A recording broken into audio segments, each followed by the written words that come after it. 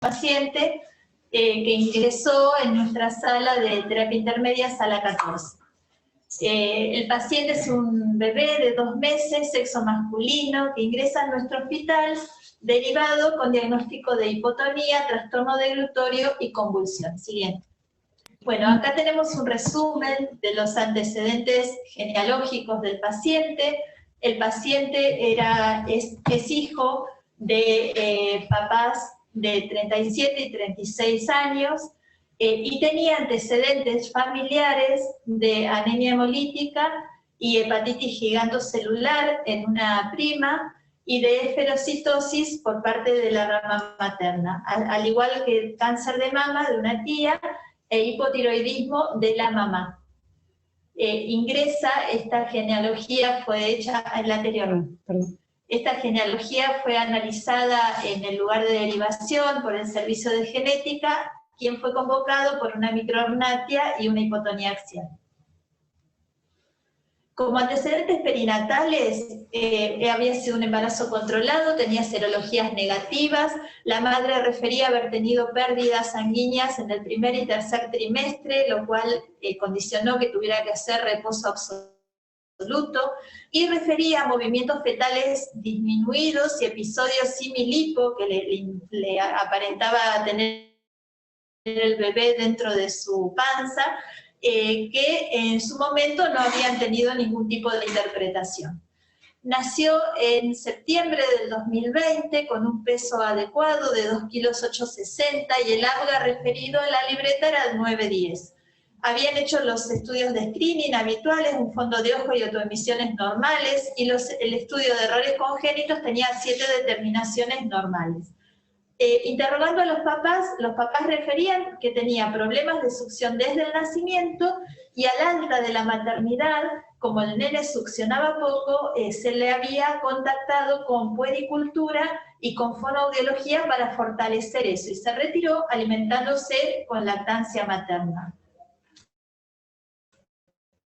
Sí, siguiente.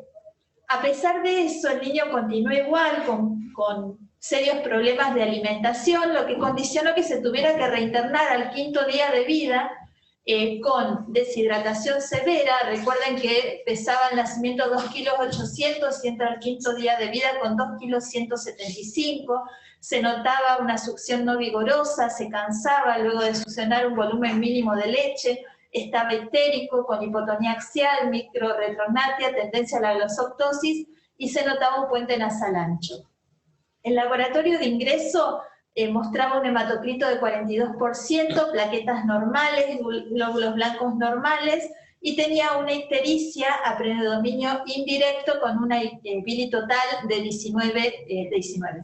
Estaba acidótico, el estado ácido-base de ingreso tenía 7,19 de pH, con 14 de CO2, 158 de oxígeno y menos 25 de estado ácido-base, menos 25 de exceso de base y 4 de bicarbonato. Era una deshidratación hipernatrémica con 156 de sodio y 5,24 de potasio. En ese momento, en el lugar de derivación, donde está internado hasta que nosotros lo recibimos, lo expanden con fisiológico, lo colocan en luminoterapia e interpretan que podía estar infectado, por lo cual lo pancultivan y lo medican empíricamente con ampicilina cefotaxime. No tiene ningún aislamiento bacteriano y la acidosis se fue corrigiendo lentamente con estas medidas y que acidosis, pero persistía con ácidos lácticos elevados que fueron entre 5 y 7. Y sí se debió alimentar siempre por sonda nasogástrica porque no succionaba el paciente. Siguiente. En el lugar de derivación consultan a neurología, los cuales interpretan hipotonía axial y trastorno deglutorio que sospechan que pudiera haber sido secuela de la deshidratación severa que tuvo en periodo neonatal temprano, indican rehabilitación fonoaudiológica y seguimiento. Al no mejorar el paciente, sospechan una neurometabulopatía y solicitan ácido láctico, carnitina, amonio, ácidos orgánicos urinarios y una resonancia de encéfalo. Se interconsulta con genética por microretrognatia moderada e hipotonía axial leve Genética solicita cariotipo y un screening de malformaciones asociadas e ingresa al paciente en algoritmo diagnóstico de lactante hipotónico. Se interconsulta con hematología porque sumado, si bien el hematocrito de ingreso había sido del 42%, después es llamativo que el paciente se pone rápidamente anémico, con anemia severa, que los volúmenes corpusculares eran normales, estaba caracterizada como normocítica, normocrómica, y requiere su primer transfusión el 26 de octubre, al mes de vida. Se estudia esa anemia y da una sangre oculta en materia fecal positiva, y con muchas dudas realmente, se le hace una dieta de exclusión para proteína de leche de vaca y se suplementa.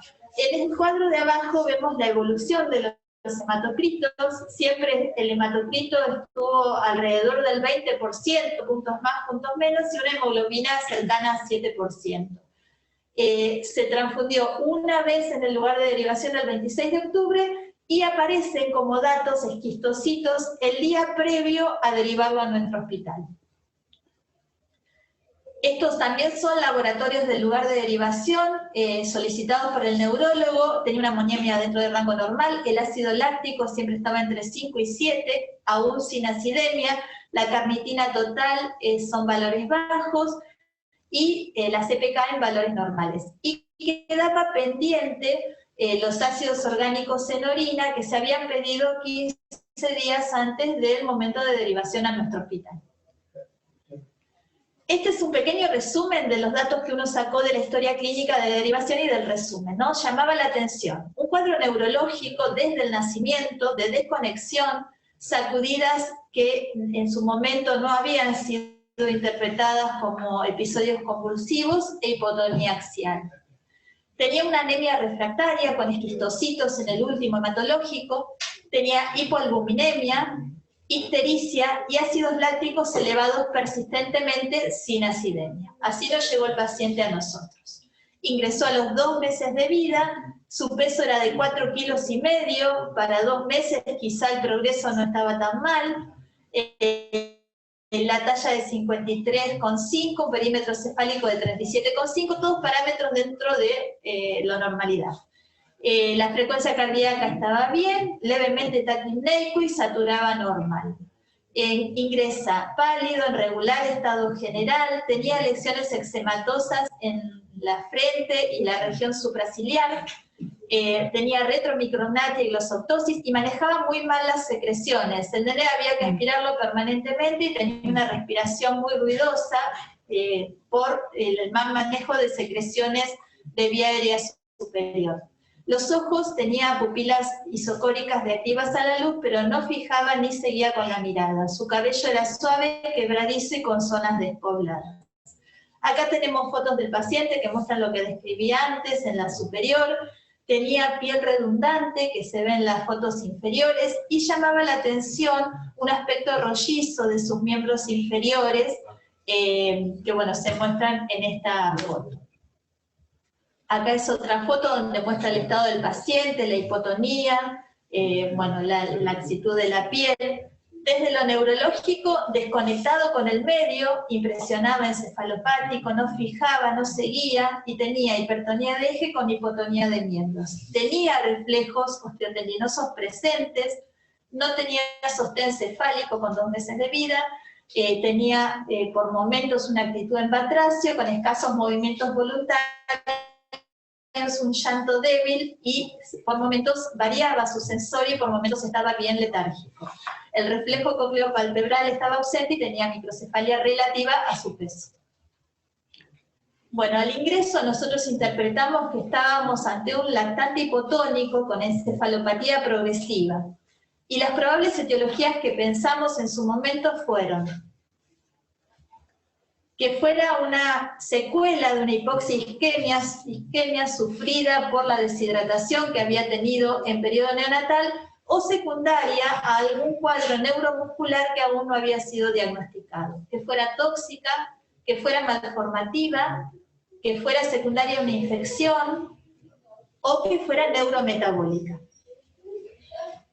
Y empezamos a realizar interconsultas. La primera que hicimos fue a neurología y acá le doy la palabra al doctor Pedersoli, que fue el que lo vio en su momento. Bueno, Mauricio. Sí, ahí estoy. Bueno, siguiendo con lo que comentaba Virginia, me tocó revisarlo el primer día que llegó y coincidimos en varios aspectos con el examen físico de los pediatras. Observamos una hipotonía central muy marcada, palidez cutánea, con piel redundante en el abdomen, una microcefalia relativa, un cabello suave pero quebradizo, con áreas despobladas, tenía movimientos generales con pobre repertorio, escasos, con actitud en batracio, se lo observaba letárgico, no fijaba ni seguía con la mirada, tenía un compromiso, más allá de su encefalopatía, observábamos un compromiso visual muy evidente, y lo que más, digamos, rescataba en el examen, que a pesar de ese estado con compromiso de la conciencia, había una fluctuación donde tenía episodios de ruptura de contacto o de tensión del comportamiento que me llamaban mucho la atención, y obviamente de tanto que vemos en neurología sospechamos inicialmente crisis de tipo focales, ¿no? Cócleo palpebral negativo, una respiración ruidosa, sin sostén encefálico, con reflejos, por eso la hipotonía central de predominio axial, y estaba con sonda nasogástrica por la succión débil. ¿Podemos pasar la otra? ¿Pasamos? Por eso inicialmente era un paciente de 2 meses que lo interpretamos como una encefalopatía epiléptica y del desarrollo. A pesar de esas desconexiones que veía durante todo el examen físico, no me alcanzaba para justificar todo el resto de los hallazgos. Entonces pensábamos que podía tener una encefalopatía del desarrollo con alguna etiología subyacente, sumado a una epilepsia que todavía estaba sin tratamiento. A esa encefalopatía la describimos muy similar a lo que contaba Virginia, con una hipotonía central congénita, un déficit visual y un fenotipo peculiar, con visitopenia y antecedente de ictericia neonatal, ¿no? Pensamos en primer término en enfermedades, digamos, en una encefalopatía epiléptica, el desarrollo de probable origen genético / neurometabólico, y dentro de esas pensamos en algunas como el déficit de carnitina, acidemias orgánicas, pero honestamente cuando me hizo recordar mucho a algunos pacientes que habíamos tenido con una enfermedad donde hay alteración del transporte del cobre, que es la enfermedad de Menkes, donde encontrábamos 6 o 7 características, pero le faltaba el pelo tan característico, que no era suave como el del examen físico, que es de tipo ensortijado, más áspero, tipo virulana. A pesar de eso, sabemos que en los primeros meses de vida puede ser suave, y posteriormente, cuando le falta el cobre que le aporta la mamá, aparece ese pelo tan característico. Pero más allá de eso, con lo que habíamos encontrado en el examen físico, pedimos obviamente un electroencefalograma para confirmar la encefalopatía epiléptica, reevaluar la resonancia, que venía con una resonancia normal. Siempre es de buena práctica revisar las resonancias cuando uno ya clínicamente tiene alguna otra sospecha. Pedimos los potenciales evocados porque el déficit visual, a pesar de su encefalopatía, era muy llamativo.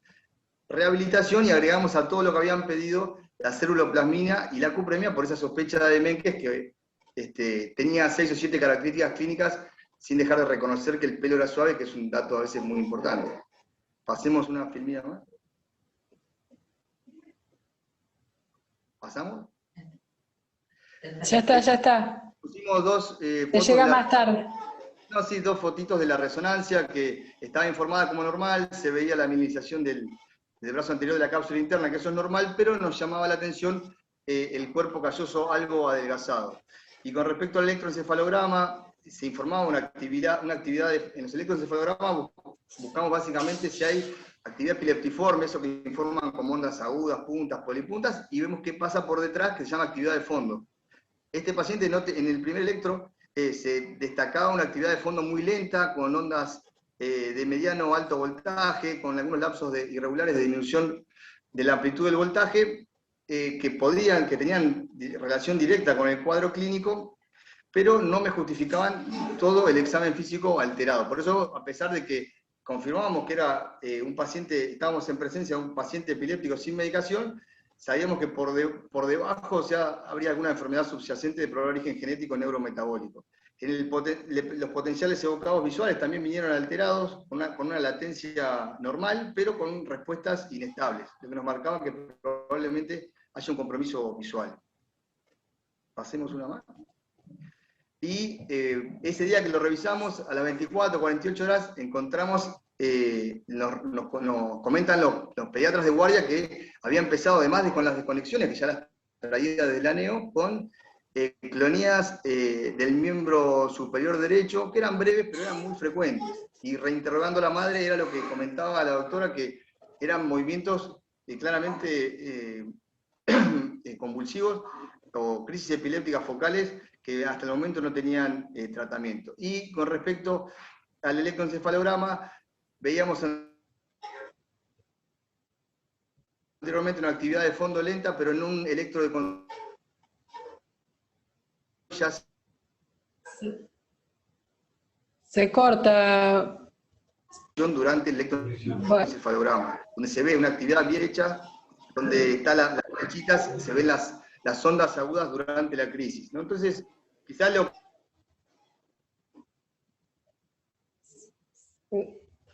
Se corta la transmisión, no se escucha. Pero... más allá de la hipotonía, ¿se escucha? No, es muy corto. Sí, tenés una interrupción. Ahí se cortó. Sí. No, ahora te Bueno. escuchamos. Ahí te escuchamos, Mauricio.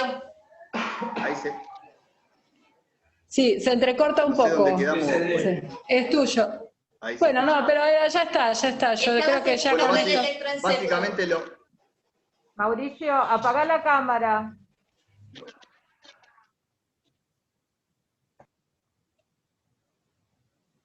A ver, Ahí. Sí, habla. Sí, básicamente lo que pudimos aportar de la interconsulta es que no era solamente un paciente con una encefalopatía e hipotonía, sino que estaba cursando probablemente una encefalopatía epiléptica y del desarrollo. De probable origen genético / neurometabólico. Bueno, y entonces ahí es donde nos consultan, ya lo veríamos conociendo, esto fue casi un poco simultáneo, porque claramente acá aparecía algo que llamaba la atención, y bueno, con esta encefalopatía epiléptica y del desarrollo y todo el cuadro que había descrito Virginia anteriormente, ante ese diagnóstico sindrómico es necesario descartar una serie de enfermedades metabólicas. Acá hay algunas de ellas, o los CDG, o las enfermedades mitocondriales, las acidosis orgánicas, ya sea primarias o por déficit de vitaminas, hiperglicemia no cetóxica, deficiencia de sulfito oxidasa. En realidad hay varias entidades que cuando uno decide estudiarlo viendo a este paciente que se había ido deteriorando, lo que tiene que primar es la urgencia por tratar de encontrar aquellas enfermedades que puedan tener una resolución más rápida con alguna terapéutica específica que se les pueda llegar a dar a tiempo. Bueno, acá ya veníamos con un paciente que se venía deteriorando, así que no estábamos tan a tiempo, pero bueno, dentro de los análisis que se le solicitan, son análisis de primera línea que tenemos acceso real o relativo a hacerlos, nos pareció que era muy importante pedirle el resultado de aquel análisis que había sido pedido en el lugar de origen, y como ya estaba presente el dosaje bajo de carnitina, se inicia el tratamiento. Entonces, bueno, se completa un poco el perfil de metabólico con los dosajes también de carnitina libre y total en el hospital, láctico, beta-hidroxinefa, y se le agrega también algunos dosajes de vitaminas y se reservan muestras para estudios también futuros. Bueno, en su evolución el paciente notamos que profundizó su cuadro neurológico, fue desmejorando con el requerimiento de oxígeno que al principio no tenía y aspiración más frecuentes de secreciones. Empieza a presentar alteraciones de la regulación de temperatura con hipotermias y temperaturas que estaban subfebriles. Profundiza la alteración hematológica, aparece visitopenia, hasta ese momento había sido solo anemia severa, pero ahora empiezan a caer también los leucocitos. Y acá ponemos un hemograma en el cual notamos 1.600 blancos, el hematocrito cayó a 15%, las plaquetas todavía eran normales, y se recibe la segunda transfusión de glóbulos rojos sedimentados. Llama la atención que empieza a presentar edemas, con incremento de peso, entró con 4,5 kilos y bueno, llegó ahora después les voy a decir en la evolución, a tener mucho más peso. Y el edema no tenía proteinuria, lo estudiamos y no tenía proteinuria, la función renal era normal, pero sí tenía marca con 5 gramos litro y la albúmina de 20 gramos litro, acompañando el cuadro, y solicitamos el dosaje que vino realmente patológico, francamente disminuidos. Se infecta al 6º día de estar en la sala, presenta nuevamente hipotermia, se pancultiva y hallamos como infección asociada a cuidados de la salud una Morganella morgagni en el urocultivo. Se medicó con vancomicina meropenem, en su momento empíricamente, antes de tener este aislamiento que lo tuvimos a los días, y ya desde la sala, por esta anemia y cuadro neurológico, con la experiencia de haber tenido otros pacientes, habíamos solicitado dosaje de vitamina B12 y ácido fólico que nos vinieron en rango normal. No sé si está Diana conectada, si no, o Astrid, si no leo la filmina. Bueno. Parece que no. Inmunología, los llamamos rápidamente cuando... ¿Estás? Estamos las dos, sí. Dale. Dale, Diana. Bueno, nosotros fuimos consultados por un paciente con hipogamaglobulinemia, una hipogamaglobulinemia profunda de los 3 isotipos, en el contexto de una que tenía hipoalbuminemia, hipoproteinemia general, y una enfermedad neurológica en curso y sin diagnóstico etiológico definido. Así que solicitamos un hemograma que mostró la neutropenia que tenía el paciente, y unos linfocitos algo por debajo del límite para la edad, tenía 2.200, con el menor de un año tiene que ser mayor a 3.000. Le pedimos unas poblaciones linfocitarias para ver que no se tratara de un niño con una inmunodeficiencia combinada severa. Las poblaciones linfocitarias fueron normales para la edad, eso descartaba inmunodeficiencia combinada severa. Repetimos el dosaje de inmunoglobulinas, corroboramos que tenía una IgG muy baja, menor a 1, una A ausente, que eso es normal para la edad, y una M también baja, de 0,15, así que como los valores de IgG eran demasiado bajos y no lo protegían contra infecciones, inició tratamiento con gamma-globulina endovenosa, y decidimos seguirlo con el resto, junto al resto de las especialidades, porque podía tratarse de una hipogamaglobulinemia en el contexto de una enfermedad neurológica, una posible metabolopatia. Bueno, en ese momento llegan, digamos, los ácidos orgánicos que se habían solicitado en el lugar de derivación, y en donde aparece una elevación elevada, una elevación del ácido metilmalónico presente en orina, que su presencia es patológica y en niveles altos, y la presencia también de 2-metilcítrico, que conforman un patrón bioquímico que puede orientar hacia lo que es una acidosis metilmalónica. Entonces, con esos resultados se puede pensar, presumir, que con resultados bioquímicos, que es una acidosis metilmalónica. Pero el cuadro clínico que había desarrollado el paciente no se corresponde con esa enfermedad, con esa entidad. Es necesario, cuando se tienen estos análisis, completar los estudios y realizar entonces una valoración más completa. Veamos hasta ese momento que teníamos la encefalopatía epiléptica, la anemia, el perfil de ácidos orgánicos. Como dijimos recién, teníamos también lo que se había solicitado en la sala, que era el dosaje de B12, tanto del niño como de la madre, que eran normales. Y bueno, ese ácido metilmalónico, que también estaba, digamos, ver cómo estaba en sangre, y agregarle el dosaje de homocisteína. Si eso fuera entonces elevado, es necesario que se pueda orienta a pensar en los defectos del metabolismo de la vitamina B12, que la vitamina B12 también la podemos llamar las cobalaminas, ¿no? La vitamina B12 que tenemos acceso en nuestra alimentación o la que usamos farmacológicamente en forma habitual es la cianocobalamina, pero cuando ingresa al organismo se va a transformar en una serie de otras formas que son más activas, son más inestables, y entonces por eso hablamos así de las cobalaminas en plural. Entonces esto ha orientado algún defecto en ese metabolismo de las cobalaminas que después vamos a describir un poquito. Cuando se orienta a esos defectos, lo que hay que hacer es un test de sobrecarga de vitamina B12. Da vitamina B12, pero no le podemos dar la cianocobalamina, que es la que usamos con el Anemidox o con cualquier suplementación de las habituales que tenemos, porque si hay un defecto justamente en este metabolismo, tenemos que utilizar una forma que pueda ser metabólicamente activa para demostrar que ahí está el defecto. Entonces, por eso es que se le da una dosis de hidroxicobalamina.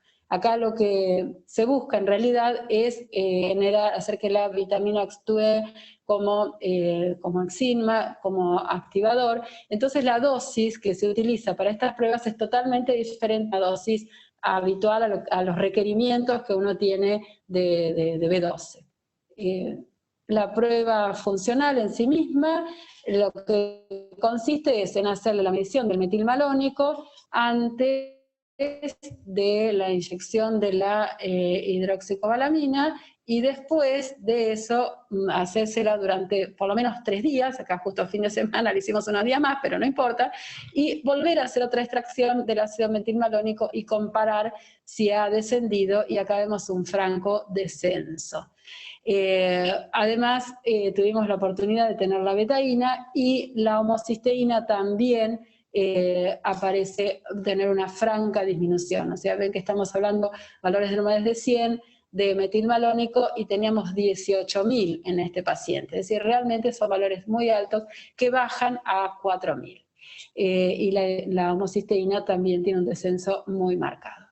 Entonces decidí ya continuar con ese tratamiento, es decir, no solo la prueba, sino seguir haciendo el tratamiento, y ese es el tratamiento que tiene hasta el día de hoy el paciente. Y para mostrarles un poquito cómo ha seguido este paciente, vemos que los valores no logran normalizarse, pero son mucho menores al de inicio. Entonces ya sabemos que tenemos el diagnóstico hecho y ya está, terminaría el Ateneo, pero no, ahora es donde empezamos a ver todo este déficit de cobalaminas, todo el desastre que ha ocasionado adentro del organismo y cómo ha ido afectando los distintos sistemas. Así que seguimos con la internación, lo que fue pasando. Bien, ya teníamos el diagnóstico, había empezado el tratamiento, habían bajado los valores, pero el paciente presenta un estatus convulsivo el día 30 de noviembre, que eran a los 11 días de internación, y requiere ingresar a UCIP y ARM, y también requiere inotrópicos. Yo les había dicho que había empezado con edemas. Bueno, pasa a UCIP, habiendo empezado a la sala el 19 de noviembre con 4,5 kilos, pasa a terapia intensiva con 5 kilos de 810, había aumentado 1 kilo de peso. La hipoalbuminemia era muy marcada, tenía anemia, que ya había requerido una transfusión en la sala, y presentaba nuevamente esquistocitos. Presenta oligoanuria y los parámetros de laboratorio estaban conservados, y empieza a aumentar el ácido láctico. En su momento, estando en terapia, se sospechó, por su asociación con esta patología, que estuviera siendo un yo atípico, o que el fallo renal hubiese sido, que condicionaba que empezó a pinzar diuresis y a edematizarse todavía más, fuera un fallo prerrenal por la hipovolemia secundaria a la severa hipoalbuminemia que tenía el paciente. Siguiente. En terapia requiere, para tener diuresis efectiva, realizar una transfusión de albúmina en conjunto con furosemida. Realmente el paciente estaba en anasarca, y el cuadro hematológico que ingresó siendo anemia, después se hizo visitopenia, pasa a ser una pancitopenia, ¿sí? Se agrega plaquetopenia. Y por esta sospecha tanto de Yu atípico como de microangiopatía, se solicitó en terapia el dímero D, que fueron elevados.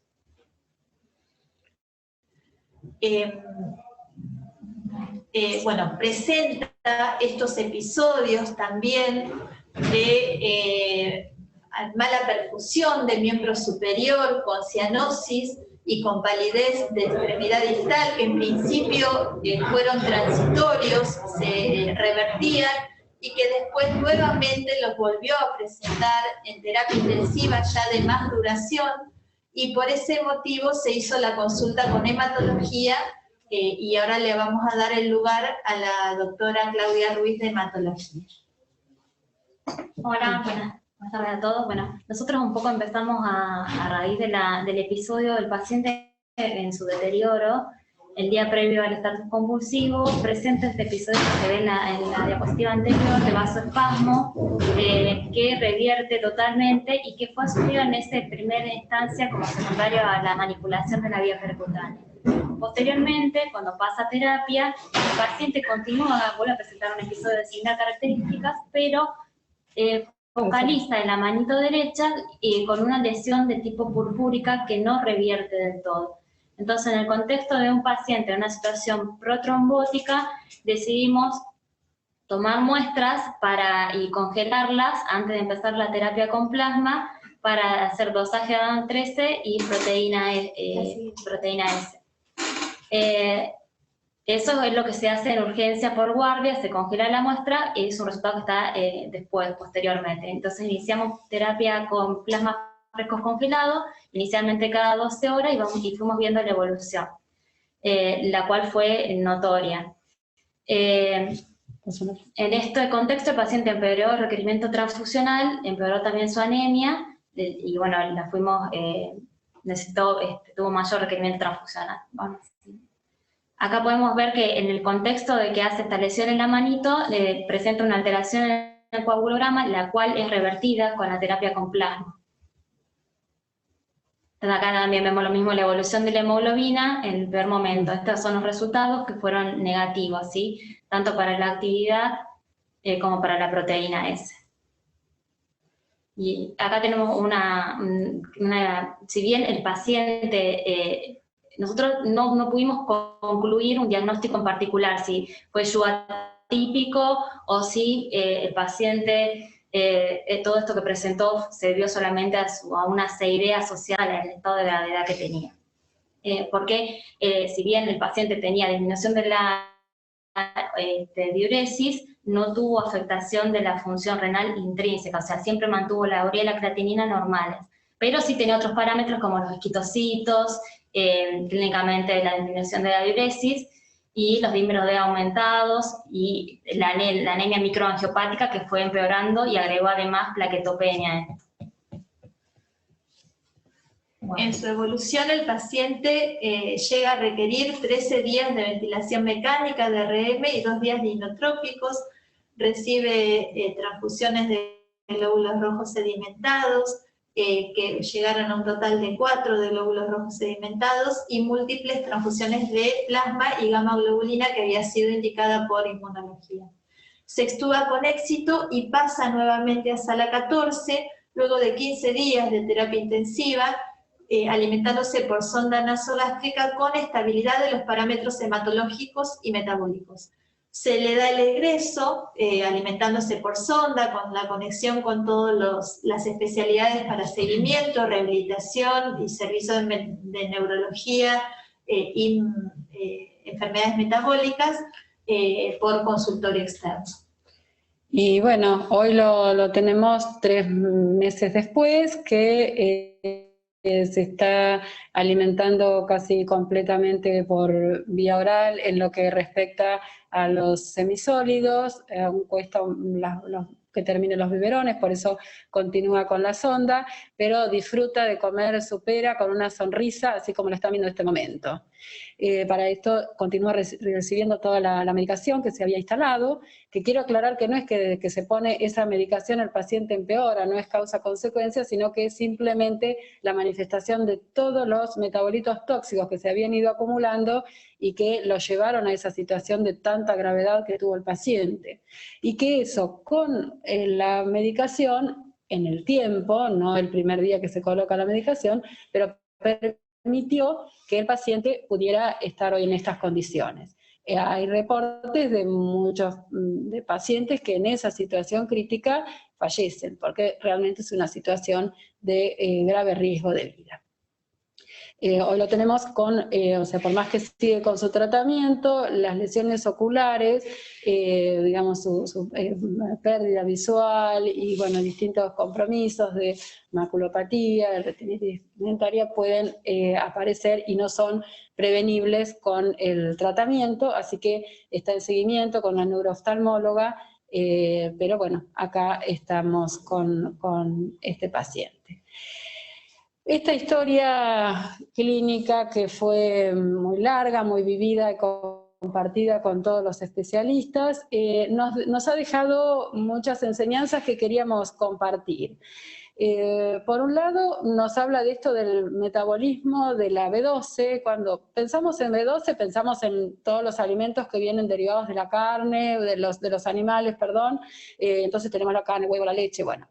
Y sabemos que las deficiencias nutricionales traen, esta deficiencia de vitaminas pueden traer problemas neurológicos, problemas de anemia. Pero no es a esos cuadros que nos vamos a referir ahora. También sabemos que la B12 para absorberse necesita una serie de condiciones a nivel del tubo digestivo y a su vez, aun cuando por el factor intrínseco y bueno, y todo lo que puede pasar con la anemia perniciosa, y aún una vez que se absorbe, también necesita la transcobalamina para circular. Pero tampoco nos vamos a referir a eso cuando hablamos de metabolismo de las cobalaminas, alteración del metabolismo de las cobalaminas, nos estamos refiriendo a el defecto que se produce intracelular, que eso ahora lo vamos a describir un poquitito, cortito, no voy a entrar mucho en la vía, pero los mecanismos de toxicidad que se producen cuando están estas lesiones son similares a los que se ven en los que hacen dietas veganas o en trastornos que por ahí no están bien conocidos, en aquellos defectos digestivos y que no están del todo estudiados, y la toxicidad severa es también importante en esos otros casos. Entonces, a partir de una enfermedad metabólica que por ahí es poco frecuente y no anima mucho a su estudio, nos está dando luz sobre otras situaciones que hoy en día, por las dietas carenciales, ya sea en forma electiva o por situaciones económicas, se van adoptando y que son sumamente peligrosas y ponen en riesgo por todas las complicaciones que ya fuimos describiendo en esta charla. Vamos entonces ahora a hablar un poquito de estos puntos que están ahí desarrollados, cortito. Entonces dijimos que los déficits de cobalaminas nos estamos refiriendo a lo que es el metabolismo intracelular de la vitamina B12. Ya dijimos que la cianocobalamina, cuando ingresa a la célula, debe ser descianado, debe separarse su grupo ciano, y entonces para esto interviene esta proteína, que en realidad tiene varias otras funciones, y de esta manera produce una vitamina B12 que es activa y que va a actuar como coenzimas, podríamos decir, como activadoras de dos enzimas. Cuando tenemos la adenosilcobalamina, que es una de las formas de la cobalamina, y la metilcobalamina, que van a tener sitios específicos de uniones a distintas enzimas. Como verán, es muy chiquitito, pero hay muchas otras formas, momentos en que se deben activar la vitamina B12, estos metabolismos, y entonces por eso los defectos de estas cobalaminas se le han dado letras. En el caso del defecto que les he señalado acá, estamos hablando del defecto de la cobalamina C. Entonces, como forma de abreviar, para encontrarlo así un poco en la bibliografía, nos estamos refiriendo a una CBL-C, así es como se la llama. Vamos a ver qué es lo que pasa metabólicamente. Cuando la adenosilcobalamina no puede activarse, entonces se va a entorpecer a nivel mitocondrial el catabolismo de ciertos aminoácidos, y esto va a llevar a un aumento del ácido metilmalónico, que es lo que encontramos en el paciente, y también digamos, en realidad el origen de esto es que hay una acumulación de la propionilcarnitina. La propionilcarnitina, que se expresa en un perfil de acilcarnitinas como la C3, es un marcador que nos permite, en las gotas de sangre del recién nacido, si se hace esas gotas por otra metodología, no por la pesquisa común que se hace, sino por un tándem, se puede ver que hay este compuesto elevado y ya suponer que hay algún defecto en esta vía, digamos, ya sea por las vitaminas, por este defecto de cobalaminas, o hay otras enfermedades metabólicas. Pero es un marcador que nos permite ya desde el periodo neonatal poder hacer este diagnóstico. Así que eso, como un mensaje para llevarse a casa, me parece que es interesante. Si yo tengo un paciente, un recién nacido, puedo recomendarle que no haga solamente la pesquisa obligatoria, la que está hecha por ley, sino que se puede pedir la pesquisa ampliada y ya quedarme tranquilo que mi paciente no va a tener este y muchos otros defectos.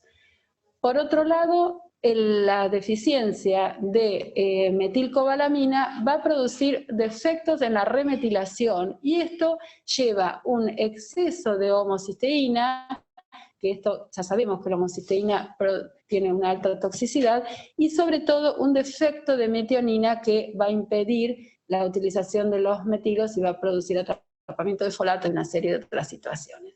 Como verán, todo esto también termina involucrando, por el defecto anterior, al ciclo de Krebs y a la producción de ácido láctico, bueno, y se genera una serie de metabolitos tóxicos adentro de la célula que van a repercutir. Se los engloba como trastornos de remetilación, y hay reportes. Este reporte es interesante porque han sumado 238 pacientes de diversos centros, en donde describen cómo es la evolución de estas enfermedades y cuál es el origen, y la gran mayoría, esto que está en gris más oscuro, corresponden a defectos en la CBL-C, es el defecto más importante.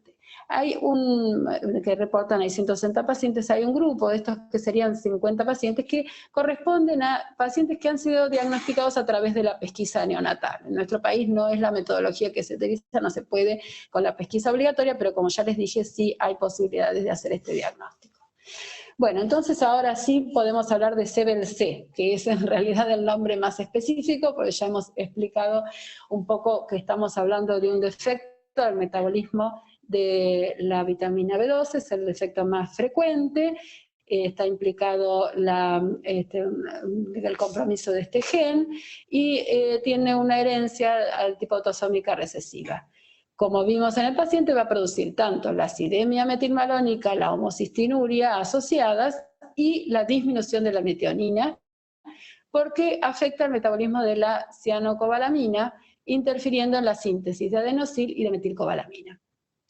El mecanismo de daño similar va a ser semejante a lo que se produce en la deficiencia de B12 durante el embarazo y la lactancia. Entonces, ojo que al producir el mismo mecanismo de daño, también aquellos pacientes no es algo banal el haber atravesado una deficiencia en ese periodo tan precoz de la vida, que hemos visto muchos chicos con un daño neurológico permanente por esa causa. En estas enfermedades hay un predominio de signos neurológicos sobre los sistémicos, como en todos los defectos de la remetilación, y como les expliqué, el diagnóstico a través de la pesquisa neonatal es posible. Y lo que es muy importante es que hay un tratamiento, y este tratamiento con altas dosis de B12, betaína y antioxidantes van a mejorar el pronóstico vascular, renal, hematológico, todo ese momento en que el paciente está tan grave, puede revertirse o prevenirse utilizando esta medicación. El cuadro neurológico y oftalmológico tienen otros mecanismos que por ahí aún no están del todo explicados y no se terminan, no hay una mejoría absoluta en ese sentido. Son, como les había anticipado, múltiples los mecanismos de toxicidad en los trastornos de la remetilación, ya sea por toxicidad directa de esos metabolitos que están en exceso, como por los productos faltantes, esa disminución de metionina va a ir produciendo atrapamiento de folatos, se interrumpe la síntesis de nucleótidos. También hay alteración en la capacidad de metilación, entonces, bueno, sabemos lo importante que es para el ADN, para todas las células que son de rápida producción, por eso vemos tan comprometidas digamos, todo ese cuadro hematológico. También la síntesis de creatina y mielina se ven afectadas, y bueno, y el cerebro fetal en desarrollo sufre justamente todos estos daños. En aumento del estrés oxidativo, bueno, que eso se va a reflejar también en las lesiones oculares. Bueno, hay múltiples mecanismos de daño que son hipótesis, pero que se confirman, digamos, que existe una lesión cuando uno ve el fenotipo de estos pacientes que están floridos. Hay una forma clínica de presentación que es la más frecuente, que es esta que tuvo el paciente, que es así en el periodo neonatal o de lactante inicial, digamos. Puede no ser tan precoz como en este paciente y puede ser quizá en los primeros 2, 3 meses o 4 meses de la vida, en donde ya están los síntomas en forma progresiva se van desarrollando. Sobre todo los síntomas neurológicos, como dijimos, los trastornos de deglución, pero también todos los sistémicos. En las formas tardías, por ahí es más común que aparezca como un evento tromboembólico, con un stroke, una trombosis vascular en chicos más grandes, y también la enfermedad psiquiátrica no es tanto de la forma precoz. En este registro que les había comentado antes, justamente se refieren a las formas de manifestación precoz. ¿Cuál es lo más frecuente que presentan estos pacientes? El trastorno neurológico y los trastornos de alimentación, con un cuadro similares a los pacientes. Y los cuadros sistémicos aparecen con menos frecuencia, pero todos, alguno u otro, lo presentan. Entonces, en todo niño, adolescente o adulto joven que tenga una hemólisis intravascular sin causa aparente, hematuria, proteinuria asociada o no a un compromiso neurológico, hay que pensar que puede haber un defecto de la cobalamina C.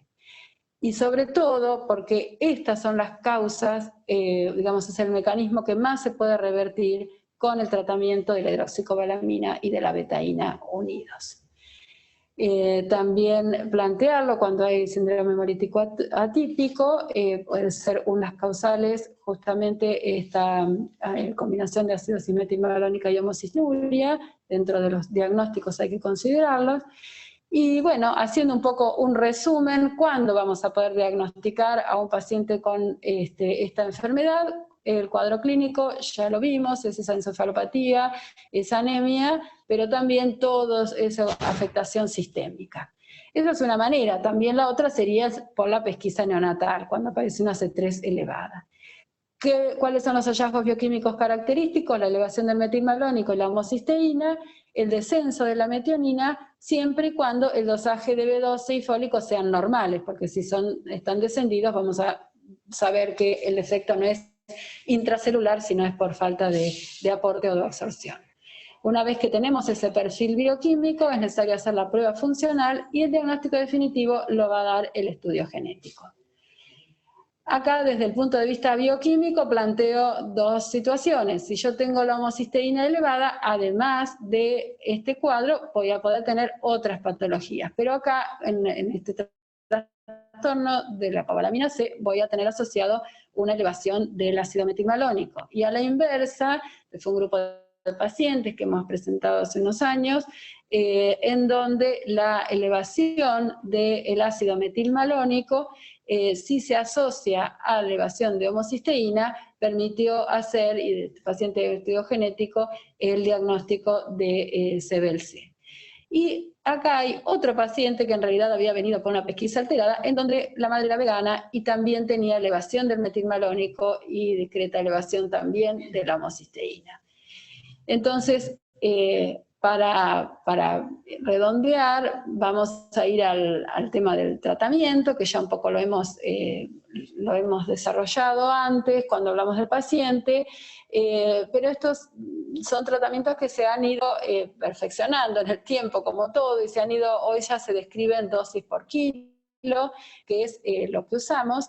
Vuelvo a la idea, hidroxicobalamina tiene que ser por vía parenteral, no podemos usar la cianocobalamina, con esas dosis de 0,3 miligramos kilo día, que cuando se inicia es diaria, pero después, para evitar las inyecciones, se reparte esa dosis semanal en 3 veces por semana, y este tipo de tratamiento se ha establecido bien que es eficaz. Con esto reducimos la homocisteína, la metionina, y mejoramos la metionina y la anemia. Otro tratamiento es también la betaína, con esa dosis de 250 miligramos kilo día, que también está establecida su eficacia. La betaína nos va a ayudar a reducir la homocisteína y sobre todo a poder aumentar la metionina.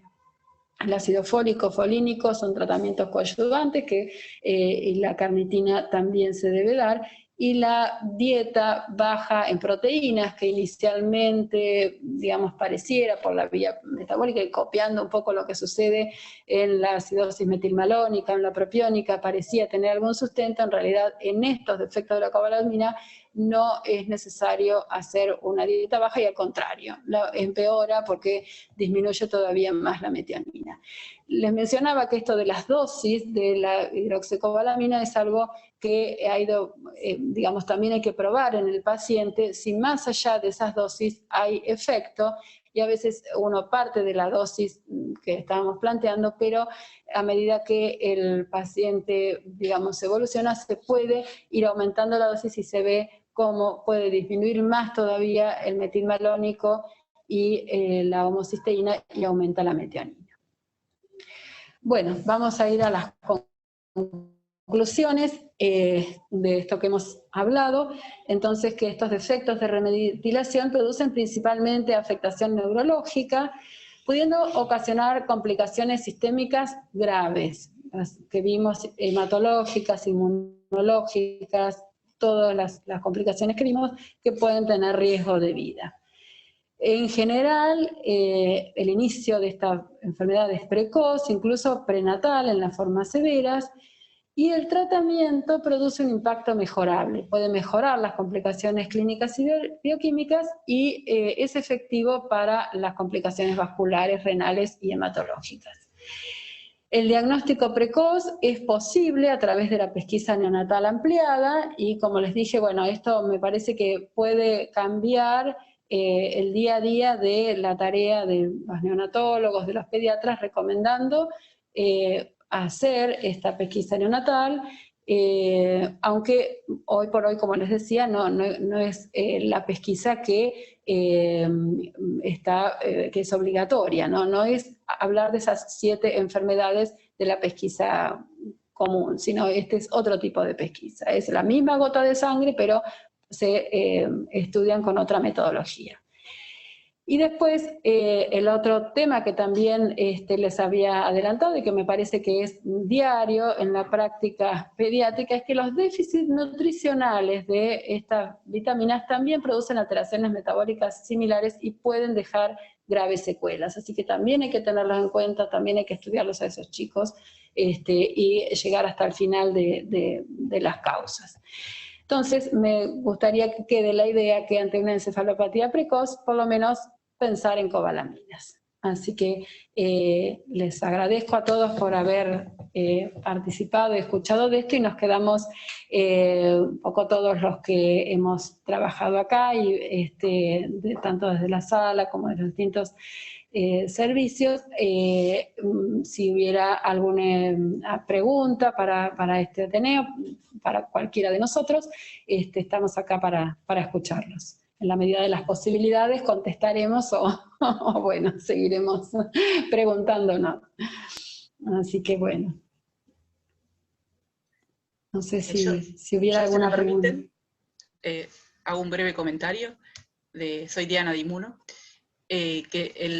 Para reforzar un poco todo lo que contó Mariana respecto a las mejorías con el tratamiento, dos cosas. La mejoría con el tratamiento, el paciente recibió gamma-globulina y cuando logró estabilizar su déficit metabólico con todo el tratamiento recibido, notamos una notable mejoría de todo el dosaje de inmunoglobulina G, A y M, y actualmente le hemos suspendido la gamma-globulina, ya hace 3 meses que está sin gamma-globulina y está en plan de revacunación. Así que esto es importante también, ha sido una deficiencia secundaria a la deficiencia de vitamina B12 por la alteración metabólica. Y lo segundo que refuerzo lo que dijo Mariana es las deficiencias que estamos viendo nutricionales, que no son tan poco frecuentes por dietas restrictivas, electivas o no, que se llegan a nuestro consultorio por hipogamaglobulinemia, y hoy en día hemos incorporado dentro de las posibles diagnósticos diferenciales de la hipogamaglobulinemia, principalmente si se asocian a citopenias, las deficiencias de B12, y pedimos los dosajes de vitamina B12, y no rutinariamente, pero está dentro de los diagnósticos diferenciales hoy en día, porque vemos pacientes con deficiencias secundarias nutricionales. Eso me parecía importante también. Y bueno, el paciente fue un paciente súper interesante para todos y súper complejo, un enorme desafío principalmente para los pediatras de la sala que tuvieron que orquestar todo el proceso diagnóstico. Así que felicitaciones por la presentación. Creo que reflejó todo el trabajo que se hizo en ese momento. Yo quiero hacer un comentario desde lo pediátrico.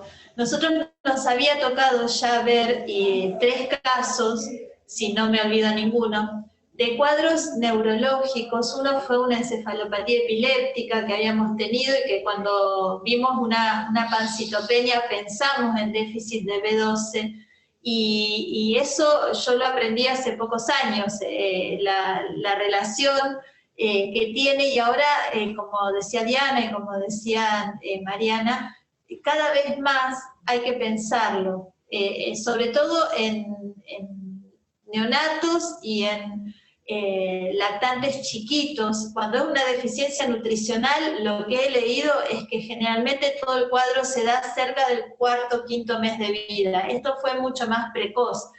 Pero esa asociación, que es lo que lo que uno vive, trata de transmitirlo, ¿no?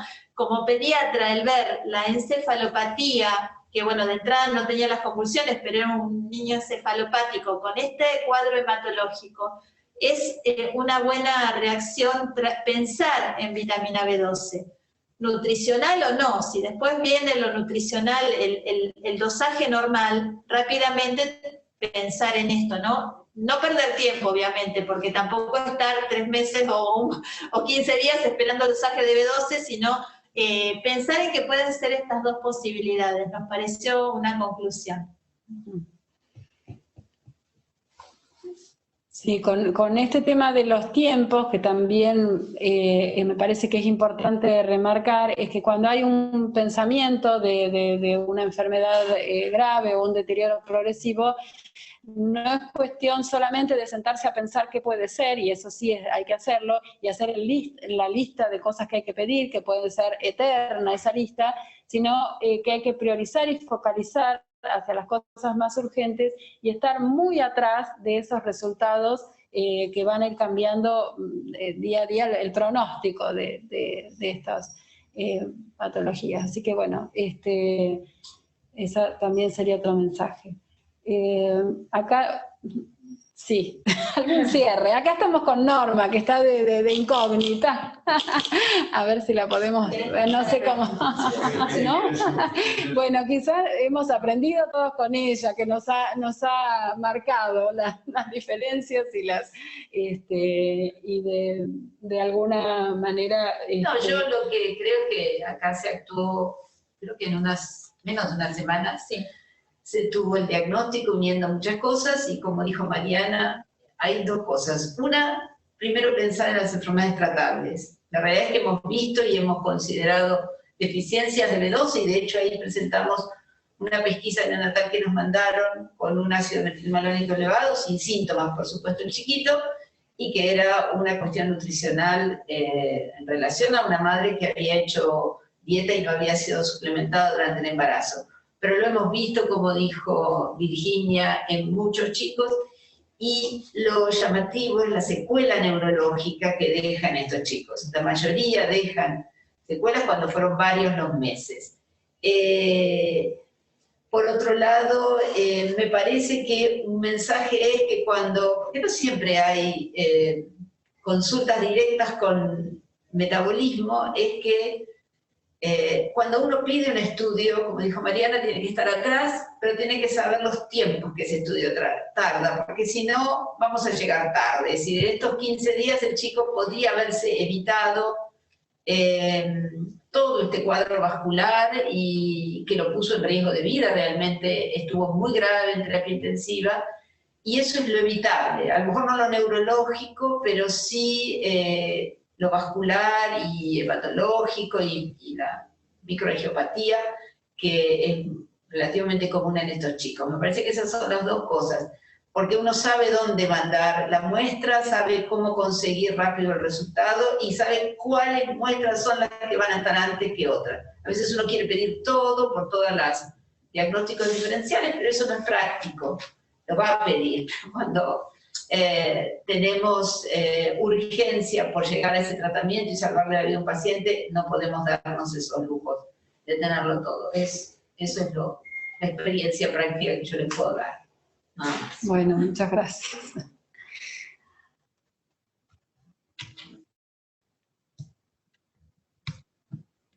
Bueno, no sé si ya con esto damos por terminado. No sé si hay Igual alguna... saben dónde está Mariana. Yo quería hacer una pregunta con esto que planteaba Norma recién, que a veces uno tiene la sospecha y pide las muestras y por ahí empezar a hacer el tratamiento sin esperar todos los resultados o teniendo los resultados que están más próximos. No entendí eso, si es lo que ella quería transmitir.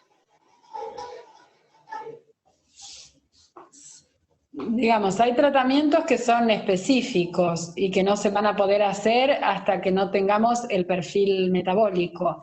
Este paciente ya venía por ahí se había pedido la carnitina en el otro lugar de internación y había venido con los resultados, entonces nosotros no teníamos diagnóstico, pero tenía valores bajos de carnitina en sangre y sabíamos que eso no lo iba a beneficiar. Entonces ahí se suplementa la carnitina, pero la carnitina no es para este caso no es el tratamiento primordial. Y no se puede empezar a hacer el tratamiento hasta no tener una confirmación o una aproximación, y acá en este caso en realidad lo que demuestra es esa prueba que por un lado es un test de sobrecarga, pero también es una prueba que va a después continuarse con terapia, es una prueba terapéutica y después siguió el paciente con eso. Para eso es muy importante que si yo pienso, no le pongo la B12 y después pienso que le tengo que pedir, sino que antes de tener esa intervención hay que tomar las muestras. Obvio. Entonces ahí sí, la secuencia sería, tomo las muestras, doy las vitaminas y después vuelvo a tomar las muestras. Si no, no nos sirven. Si no, llegamos sin saber. Y después tener en cuenta que para esto no es la cianocobalamina, sino que hay que usar la hidroxicobalamina, o sea, la Nemidox no. Está bien, perfecto. Y lo otro que les iba a preguntar, si han visto un aumento de incidencia en este último tiempo con el tema del veganismo y eso. ¿O siempre se mantuvo más? Sí. Un poco sí. No, o sea, lo que se ve es que ha aumentado con esto del veganismo, es lo que dijimos, no el defecto metabólico intracelular de la cobalamina, claro, sino la deficiencia secundaria a hipoaporte, bueno, esto que El aporte. realmente Sí. que Diana nos enseñó con esto que nos contaba, que ellos tienen incluida en su protocolo, esto que decía recién, ¿no? A mí me llamó mucho la atención que directamente cuando tienen algún perfil que les orienta, le piden dosaje de B12. Un comentario sobre tu pregunta también, Marcela, es que acá la situación era un paciente que ya no estaba en acidosis. Si este paciente hubiera seguido en acidosis, o nosotros lo hubiéramos visto esos 5 primeros días que estaba en acidosis, una vez sacadas las muestras que Mariana piensa para hacer un diagnóstico, seguro que hay que ponerlo, pero ahí no sabemos qué acidosis es. Por lo tanto, como pensamos en una acidosis orgánica, vamos a ponerle no solo la B12, hidroxo de vuelta, no vale el ciano, sino que vamos a ponerle otras vitaminas del grupo B que son cofactores de otras enzimas. Puede ser una acidosis propiónica, y le vamos a poner más. Es decir, hay todo un grupo de vitaminas que intervienen en el metabolismo de ácidos orgánicos y que deberíamos ponerlos. Pero nosotros ya lo recibimos sin acidosis. Había un ácido láctico elevado, que sabemos que no va a dar acidemia en esos niveles, con pH normales. pero los pH estaban normales, por lo tanto no era esa situación de emergencia. Pero si cuando esa muestra se mandó, se hubiera pedido unas acilcarnitinas, al mismo tiempo que se mandan los orgánicos, y las acil, si uno lo conduce al laboratorio donde las manda, pueden estar en menos de 24 horas. Es decir, cuando uno piensa en acidosis orgánica, y pide esos análisis, tienen que ser de urgencia. 24, máximo 48 horas. No podemos esperar 2 o 3 semanas para tener un resultado. Buenísimo. Muy interesante. Marcela, en lo que vos preguntabas si había más, si se estaban viendo muchos casos, ya hará 4 años más o menos se hizo un congreso donde el Garrahan presentó, hoy lo hablábamos con las chicas, el caso de una nena de 2 años, de padres veganos, antivacunas, bueno, con todo, y que la nena había sido una nena normal hasta los 4 meses y después había perdido todas sus pautas madurativas, hasta llegar a ellos como si fuera un nene con una parálisis cerebral en posición fetal. Que con el tratamiento mejoró en algo lo motor, pero que lo cognitivo estaba a evaluar porque eso deja secuela de larga data. Y cada vez más lo estamos viendo, se está viendo, yo no puedo hablar de estadística, pero por lo menos yo antes no veía y ya en estos últimos años hemos visto 3. Tal cual. Sí, ¿no? Sí. También hemos compartido con Claudia un paciente que la madre en realidad tenía algún defecto, anemia perniciosa, nos queda el signo de pregunta porque nosotros nos excedía y no lo podíamos seguir estudiando, pero que también fue un chico que se descompensó con una acidosis muy severa, entró prácticamente con un paro, y en realidad fue una deficiencia de B12 secundaria al defecto de la madre. Así que en realidad esto, ¿no? De estudiar bien la madre, los obstetras por ahí tampoco tienen esa fascinación que tenemos los pediatras, pero nosotros vemos las secuelas. Entonces, ahora están haciendo como sesiones de puericultura, preparto, están en privado obviamente, que por ahí es un tema que habría que instalar y justamente la gente que va a ese tipo de talleres tiene esta cosa de antivacunas y veganismo y qué sé yo, que se podría hacer como hincapié de estudiar a las madres o hablar de la importancia de la suplementación. Se me ocurre así. Sí, eso Sí, es muy lindo, porque estaría muy bueno. En uno de los consultorios que estoy se hacen como esos talleres de puericultura, donde se habla de cómo le van a cambiar el pañal y cómo es la alimentación, y dentro de eso se podría enfatizar eso, más que nada que se ha puesto tanto de moda. Lo otro, bueno, ya es distinto, la que no es por aporte va por otro lado. No sé, Y que le hagan la tarjetita de recién nacido con la pesquisa ampliada, ya que están hablando de eso, que en el recién nacido le hagan todo completito. Claudia quería también decir... No, quería hacer un aporte, porque uno de los pacientes, un paciente que compartimos con Mariana, el paciente venía siendo seguido, era del interior de la provincia de Buenos Aires, y lo venían siguiendo por retraso de pautas, y estaba hasta con una estimuladora por ese retraso de pautas, pero nadie, o sea... Hasta que hace en forma aguda sí, el cuadro, es decir, y como este paciente, pero más alargado en el tiempo, ¿no? El efecto tóxico. Sí. Bueno, creo que estamos, yo quería agradecerles porque Miriam me ha compartido muchos comentarios de felicitaciones y demás, y en realidad ha sido un placer para mí haber compartido con todos los que preparamos, y bueno, y saber que del otro lado también les ha resultado útil, les agradezco esa devolución. Qué bueno. Muy bueno. Y es muy rico hacer estos ateneos interdisciplinarios. Muchas gracias. Les agradecemos a los presentadores, invitamos a todos, a la comunidad del hospital, a animarse y organizar estos ateneos interdisciplinarios. El próximo está a cargo de la sala 17 y es en mayo. Si alguien quiere y puede presentar antes, nos informan y lo organizamos. Bueno, felices Pascuas para todos. Bueno, igualmente, gracias, hasta luego. Bueno, ya está. Ya está, no, la verdad es que fue lindo poder compartir. Tantas cosas, qué bueno. Bueno.